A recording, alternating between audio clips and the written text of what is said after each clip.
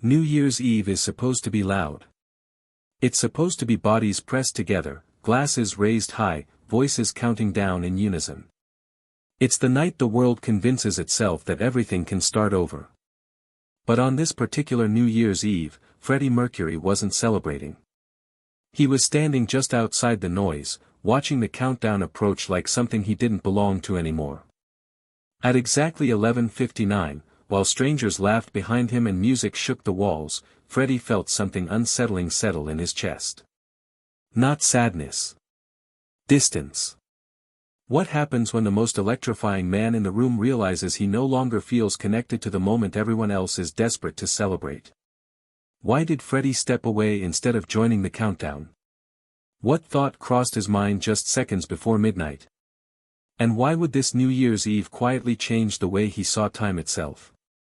Stay with this story. And if you want the moments that reveal the truth behind legends, subscribe now, because sometimes the loudest nights reveal the quietest truths. The room was full. That was the problem. Music pulsed through the space, champagne glasses clinked endlessly, and laughter layered itself into a constant hum that felt almost artificial. Everyone was dressed as if the night demanded proof of joy, polished smiles, deliberate closeness, hands resting on shoulders for photographs that would outlive the moment. Freddie stood among them, unmistakable even when he wasn't trying to be. He wore a tailored jacket, open at the collar, hair perfectly in place. People drifted toward him naturally, drawn by gravity more than intention. Someone touched his arm while speaking. Someone else leaned close, shouting a joke into his ear over the music. Freddie smiled. He always smiled. It was automatic by now, the expression that signaled availability without intimacy, presence without surrender.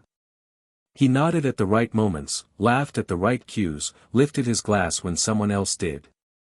From the outside, he looked exactly where he was supposed to be. But inside, something was missing. Freddie felt like an observer trapped in his own body, watching the night unfold without participating in it. The excitement around him felt rehearsed, predictable. The countdown approaching carried expectation, not meaning. He glanced at the clock mounted discreetly above the bar. 11:47. 13 minutes to go. People began grouping closer together now, instinctively preparing for the ritual. Couples found each other. Friends wrapped arms tighter. The room subtly reorganized itself around the promise of midnight. Freddie noticed who moved toward whom. And who didn't. He realized something then, something small, but sharp. No one had reached for him instinctively. He was welcomed everywhere, but claimed nowhere. Included, but not anchored. It wasn't rejection. It was absence. Freddie took a slow sip of his drink and felt the familiar hollowness behind the gesture. He wasn't lonely in the way people imagine loneliness. He wasn't desperate for company. He was disconnected from the meaning of the moment. Around him, conversations turned hopeful. People talked about resolutions, about next year, about change as if it were guaranteed simply by surviving the night. Freddie listened politely, but the words slid off him. He had lived long enough to know that time didn't reset. It accumulated. He stepped slightly away from the center of the room, drifting toward a quieter edge where the music softened just enough to think. The laughter grew louder behind him, but it felt distant now, like something happening through glass. 11:53. Freddie rested his hand against a cool surface and exhaled slowly. He felt strangely calm, but also exposed. Nights like this had a way of stripping illusions away. He asked himself a question he hadn't planned on asking. What exactly am I counting down to? It wasn't fear that followed the question. It was clarity. Freddie realized he didn't want to pretend that a number changing could carry him somewhere new. He had learned that transformation didn't happen loudly, and it certainly didn't happen on command. The noise behind him swelled again as someone shouted about the countdown starting soon. Cheers followed. Someone told him, excitedly, "Don't disappear now." Freddie smiled again. But this time, the smile didn't reach his eyes. Because he already felt gone. At 11:58, the room shifted. It always did. The music dipped just enough to make space for voices. Someone climbed onto a chair with exaggerated excitement. Glasses were refilled hastily, bubbles spilling over hands that didn't care. The air thickened with anticipation, the kind that feels rehearsed, communal, compulsory. Freddie felt it closing in on him. Not physically. Emotionally. People began chanting numbers experimentally, warming up for the real thing. Someone grabbed his arm playfully, pulling him closer to the center. Another voice shouted in his ear, "You have to be here for this." Freddie laughed softly and untangled himself without resistance. "I'll be right back," he said. It was the kind of line no one questions on nights like this. He moved toward a quieter corridor, the sound dimming behind him with each step. By the time he reached the edge of the room, the countdown chants had become a distant echo, a collective heartbeat he no longer felt synced to. Freddie stopped near a window. Outside, the city glowed impatiently. Fireworks waited unseen. Cars honked sporadically, already celebrating ahead of schedule. The world was preparing to explode with hope on cue. Inside, Freddie leaned his forehead briefly against the glass. He wasn't sad. That was the strange part. He felt detached, as if the moment everyone was about to celebrate belonged to someone else entirely. 11:59. The chant grew louder behind him. 10. 9. Freddie closed his eyes. He thought about how often he had been the center of rooms like this, how many nights he had led crowds through moments of collective emotion, teaching thousands of people when to feel, when to shout, when to release. And now, faced with the most universal ritual of all, he felt nothing pulling him toward it. 8. 7. Freddie understood then that this wasn't exhaustion or disillusionment. It was alignment. He no longer needed external milestones to tell him when something mattered. 6. 5. He inhaled slowly, counting the breath instead. 4. 3. The chant hit a fever pitch. Someone screamed his name behind him, urging him back, urging him in. 2. Freddie stayed where he was. 1. Midnight arrived in an eruption of sound, cheers, kisses, glasses clashing, promises shouted into the air like confetti. Freddie opened his eyes. Nothing inside him shifted. And that was the moment he realized something irreversible. He was no longer comforted by the illusion that time resets itself. The noise behind him felt distant now, almost artificial. A celebration based on agreement rather than truth. Freddie didn't judge it. He simply didn't need it. He stood there as the first minute of the new year passed, listening to the echoes of joy, feeling strangely grounded. The absence of excitement felt honest, more honest than forcing himself into a ritual that no longer resonated. Someone eventually found him there. "Freddie," they called out, breathless. "Where did you disappear to?" "It's the new year." He turned, smiling gently. "I know," he said. That was all. He didn't explain why he hadn't counted down. He didn't apologize for missing the moment. He didn't pretend he had been somewhere more important. He had been exactly where he needed to be. As the night continued, Freddie rejoined the room briefly, accepted embraces, returned smiles, raised his glass once, but something fundamental had already settled. He had stepped away from the performance of renewal. And in doing so, he had learned something most people never do. Not every beginning arrives with noise. Some arrive with silence, and clarity. Time didn't feel different after midnight. That was the realization that stayed with Freddie. He expected something, even a subtle internal shift, a sense of arrival, of crossing over. But as the first minutes of the new year passed, nothing inside him rearranged itself. The same thoughts lingered. The same weight rested quietly in his chest. And that absence of change told him everything. Freddie had spent most of his life surrounded by moments that demanded reaction. Applause cues. Downbeats. Encores. Countdowns. His world had been structured around signals that told him now mattered more than before. But standing there, removed from the ritual, he understood something unsettling and liberating at the same time. Time wasn't dramatic. It didn't announce itself. It didn't care if anyone was watching. The people celebrating behind him were clinging to the idea that midnight erased something, that the year flipping over absolved regret, softened fear, reset damage. Freddie had once believed that too. Now, he didn't. He thought about the years that had shaped him, not the obvious ones marked by success or crisis, but the quiet accumulations. The compromises. The realizations that arrived slowly, without music or witnesses. He realized that the most significant changes in his life had never happened on cue. They had happened alone. In silence. Between moments. Freddie felt a strange calm settle in as he acknowledged that. Not resignation, acceptance. The kind that doesn't demand action, only honesty. He had always known how to perform renewal. Reinvention was part of his mythology. But real change, he understood now, didn't need spectacle. It required presence. That night, Freddie stopped waiting for moments to declare themselves important. He stopped measuring meaning by volume or consensus. He allowed himself to feel what was already there, the fatigue, the clarity, the quiet resolve. He didn't label it sadness. He labeled it truth. As the party thinned and people drifted into smaller conversations, Freddie stayed attentive but distant. He listened more than he spoke. He noticed how quickly excitement softened into routine, how midnight lost its authority once it passed.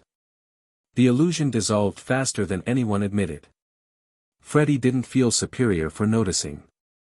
He felt awake. He realized then that his relationship with time had changed. He no longer saw it as something to outrun or dramatize. He saw it as something to inhabit. Each moment carrying weight regardless of acknowledgement. That understanding would shape him in ways no one could trace back to this night. It would influence decisions that seemed unrelated, silences that confused people, boundaries he refused to explain. Freddie Mercury would continue to fill rooms. But he would no longer mistake noise for meaning. As the early hours of the new year settled in, Freddie finally stepped outside. The cold air cut gently across his face. Firework residue lingered faintly in the sky, already fading. He looked up once. Not searching for anything. Just acknowledging that time was moving, with or without ceremony. And for the first time, Freddie felt aligned with that truth. At 12:04, the noise finally loosened its grip. The shouting had softened into laughter. The music slipped back into something casual, less intentional. Midnight had passed, and with it, the urgency to feel something on command. Freddie noticed the exact minute because he checked his watch without meaning to. 12:04. It felt oddly precise. Not symbolic. Just honest. He stood alone near the doorway, coat in hand, watching people settle into the aftermath of celebration, the part no one photographs. Smudged makeup. Shoes kicked off.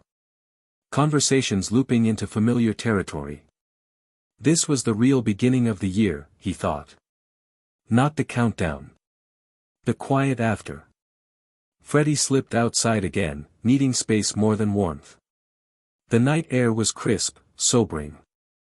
The city looked calmer now, as if it too had exhaled after the spectacle. He leaned against the railing and let himself be still.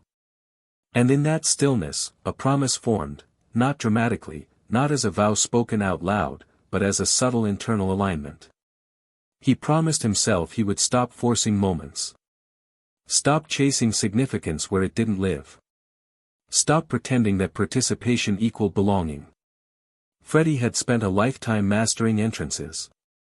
Tonight taught him the value of exits, of stepping away without explanation, without apology. He promised himself something else too. That he would listen more closely to the quiet signals. The moments when his body resisted. When his instincts pulled him sideways instead of forward. When solitude felt more truthful than company. This wasn't withdrawal. It was discernment. Freddie realized that night that he didn't need to prove presence by proximity. He didn't need to be visible to be valid. He could choose when to engage, and when not to. That realization felt like relief. Not because it made life simpler, but because it made it clearer. He stayed there for several minutes, watching the city move at its own pace. No countdown. No reset. Just continuation. And for the first time in a long while, Freddie felt comfortable with that. He wasn't behind. He wasn't missing anything. He was exactly where he was. When he finally returned inside, nothing had changed, and everything had. He spoke less. He smiled more softly. He didn't linger. And when someone asked him, casually, "So, any resolutions for the new year?" Freddie paused. Then he shook his head, amused. "No," he said. "Just intentions." They laughed, assuming it was a joke. It wasn't. At 12:04 in the morning, Freddie Mercury had given himself permission to move through time without performing it. And that promise, quiet, uncelebrated, would stay with him long after the decorations came down. The change wasn't immediate. That was what made it real. In the days that followed, nothing dramatic happened. No public declarations. No sudden withdrawal. Freddie Mercury continued showing up where he was expected.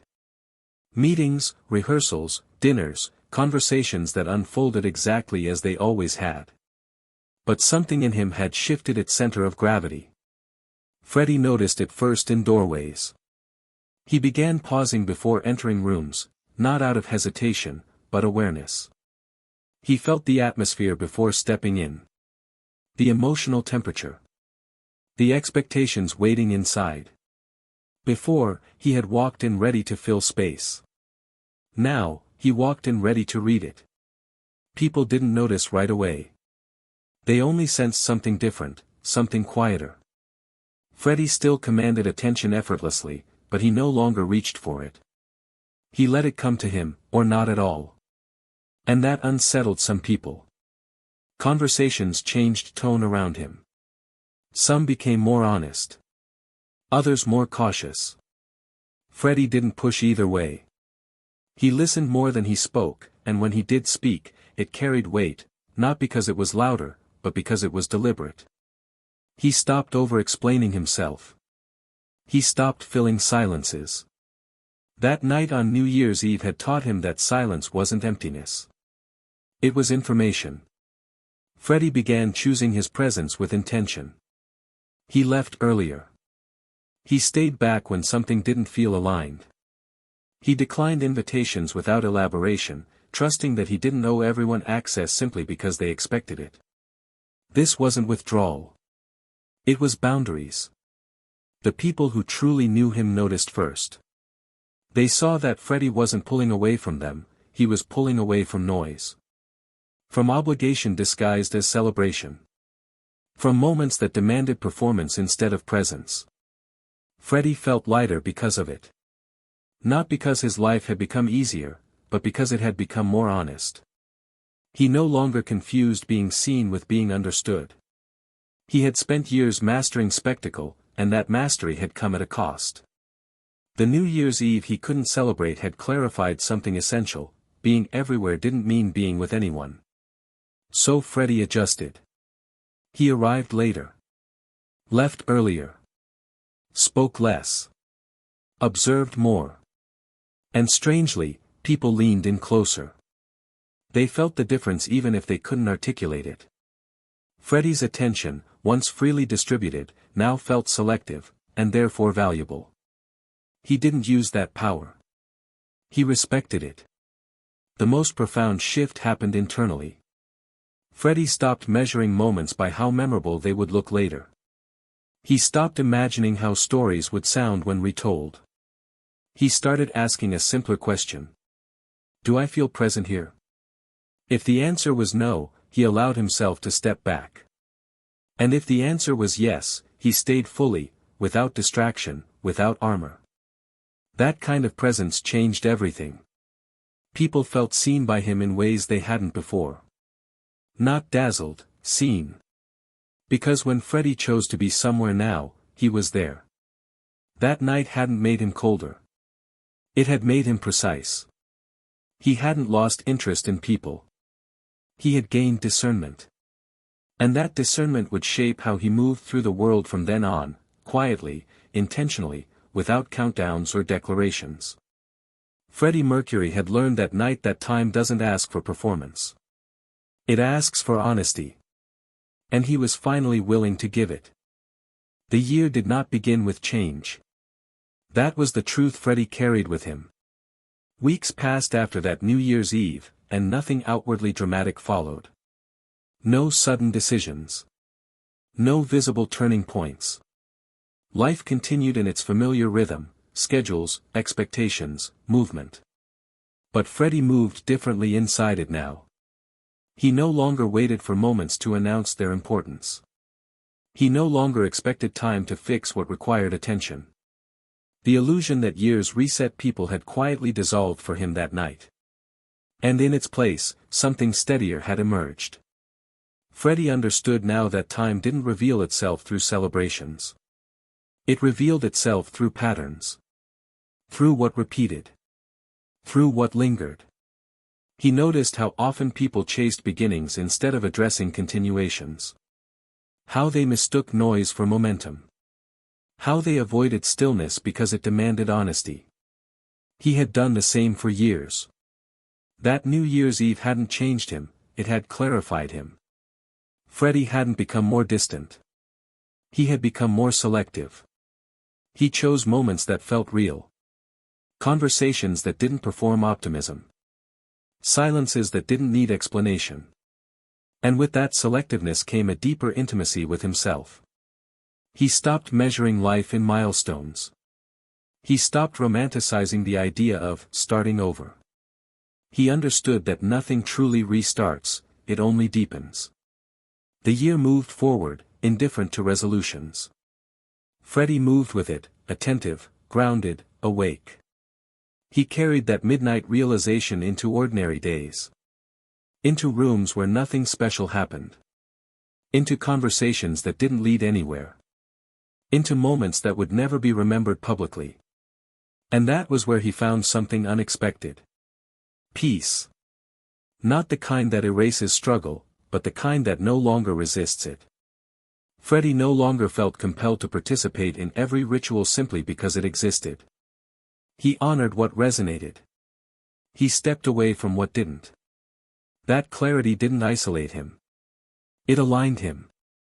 People who met him during that period felt something different, even if they couldn't name it. Freddie listened without urgency. Spoke without excess. Was present without needing to dominate. The man who once filled every room now understood the power of choosing when not to. And that understanding stayed with him long after the memory of that night faded. That New Year's Eve never became a story he told. Because it didn't feel like a moment worth narrating. It felt like a moment worth keeping. The countdown he didn't join didn't mark an ending or a beginning. It marked recognition. Recognition that life doesn't change because a clock says so. It changes when you stop pretending it has. And on that quiet New Year's Eve, while the world celebrated loudly, Freddie Mercury stepped out of the performance of renewal. And into something far more difficult. Honesty.